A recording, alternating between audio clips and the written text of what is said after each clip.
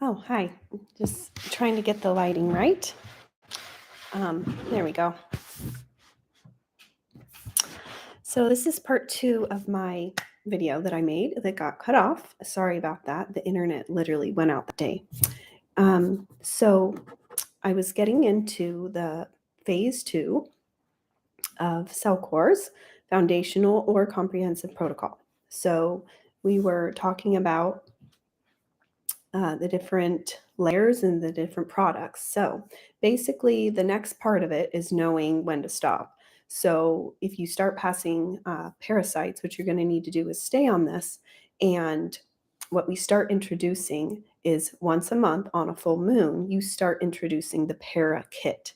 The para kit introduces para 3, which is another herbal tincture. It's liquid and it's very potent, but it kills more worms and more parasites. So, on a full moon, certain things happen with your circadian rhythms, and it actually allows the parasites to thrive more and start breeding, and they're much more active in your body. So, this is a good time to kill. Farmers have known this for years with their animals, so now we're doing it with ourselves. So every month, you're just going to do a wave of the full moon protocol or the parakit. And there's specific instructions for that. And I'll probably do a video on it next. But you're going to keep some standby supplements through CellCore as you go through the parakit. You'll probably want to just have the jumpstart kit, which is basically phase 1, because it just helps you detox. It helps give you more minerals so you can handle a really advanced hardcore detox. So you're going to be doing both biotoxin binders in the kit because, I already went through it in the video, but when you start killing parasites, they release toxins. And you're also going to be killing off funguses and molds and things too, candida. So things get released. If you don't have a binder on board, you're going to feel terrible and you're not going to want to do it again. Also, do note if you're not having a bowel movement every twice to 3 times a day, you're going to need to either incorporate the bowel mover or you're going to need to be doing coffee enemas. And adding in magnesium to get your bowels moving is a good option. Anything that's going to keep you regular. If you have one of those really good smooth move teas, but the bowel mover works really well. Todd Watts and his partner really love coffee enemas. So I've tried them, I've done them. They're easy, they're helpful, maybe a little time consuming, but you will get massive benefits if you learn about them and start utilizing this. Really, it's a biohack. So so a lot of people, when they do their full moon cleanse, they'll incorporate a coffee enema in this and they'll start to get rid of things like liver flukes because when you do the coffee enema, it gets into your liver bile duct and it helps you expel even more parasites. So it's pretty advanced and involved. So if you're not quite ready for that, don't do it. If you're open to it, great, learn about it. Definitely become educated about it. I'm a nurse, so I understand the biomechanics of all these things. So, teaching clients how to do it's not a thing for me. So it's fine. Definitely want to make sure you're educated and know how to do that. So the coffee I use is from the Gerson Institute, which is through treating cancer patients. They have a really good mycotoxin-free, mold-free coffee that's called Cafe Ma'am, and that's what I love. It's a really good one. So, yeah, that's pretty much phase 2. It's a lot of learning as you go, and you're kind of testing your body and seeing how you're tolerating these things and what's coming out of you. If nothing's coming out of you, that's great, but you could have microscopic parasites like blastocysts, hominis, D. fragilis. These are all just funny little names I can't pronounce, but they are protozoa, and you can't see them. So you can always get a test. So I test a lot of my clients. I do a stool test in the beginning. Let me know if you're interested. I have a link for getting involved in my practice, but what I do from the get-go is I order a stool test, and a lot of times, honestly, guys, this is in the functional world, we cannot pick up many parasites on a stool test. They just hide and they don't come out in the stool, so you just don't see it. Oftentimes, the small microscopic ones like protozoa do show up. So if you have giardia or something like I did, it will show. So, and it's also good to know if you have H. pylori, rampant dysbiosis, terrible digestion, if your gallbladder and pancreas are working well, if you have low stomach acid, if your immune system's low in your gut, if you have leaky gut, high zonulin levels, if you're reacting to foods. Um, I know you kind of want to start on your own and just pop some pills and supplements and be like, I know what I need to do. But honestly, testing and don't guess because you're going to do so much quicker healing instead of just guessing along the way and throwing in random supplements. So it's really good to know what toxins you need to get out, what infections you have, what allergies you have, how your immune system's doing, if you can tolerate gluten, if you can't tolerate dairy, because if you have inflammation in your gut, you cannot heal. So you need to bring your inflammation load down and then you can start to finally move. Your lymphatic system can't move if you have inflammation. So I'd really stress before, if you have the finances and you can do it, the test is pricey. It's like $350.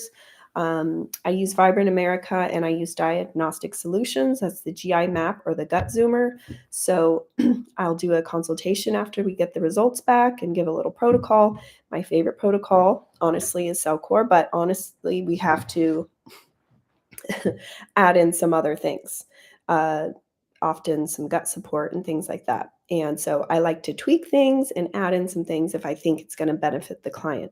Um, so I use CellCore as the foundational base, and I'll add one or two, or who knows, depending on what the patient needs. So genetic testing is also helpful. If you have MTHFR, like I do, I'm very sensitive. So, I've been experimenting on myself and my family as we've gone through this process because I'm 39 years old, and this is the generation, honestly, that I believe is waking up to what's going on in our healthcare system, what's going on in our food supply, and really just how old and just kind of industrially toxic the world is that our kids are getting sick. So children should be the most vibrant people on the planet, the most healthy. When you see a kid who's got good color, rosy cheeks, nice pink lips, clear eyes, and he's intelligent and with it and coordinated, that's a healthy child. But honestly, you don't see that very often.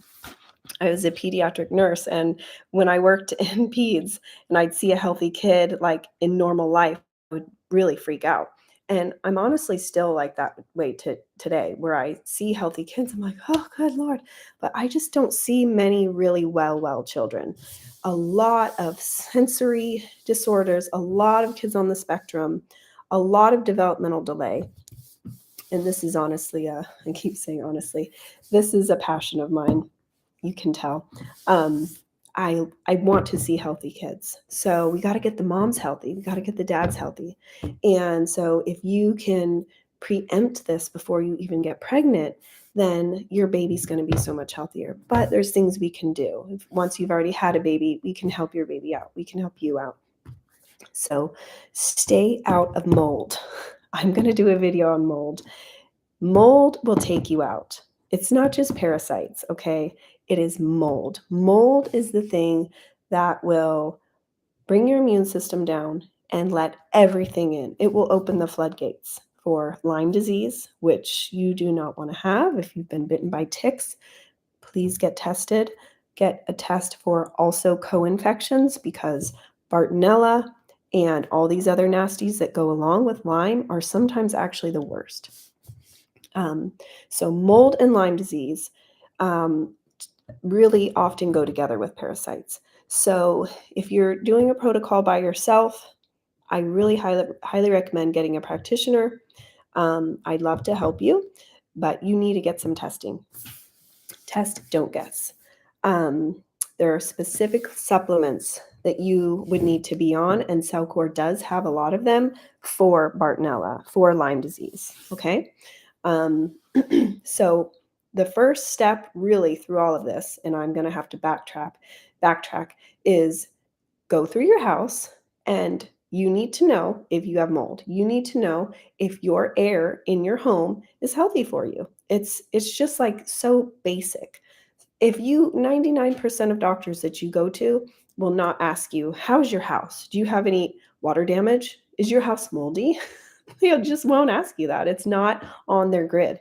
So that's like peer number one. You have to have clean air. So any home's going to have water intrusion at some point. It's just bound to happen. And depending on how well your house was built, it could happen in the first year. I've heard horror stories.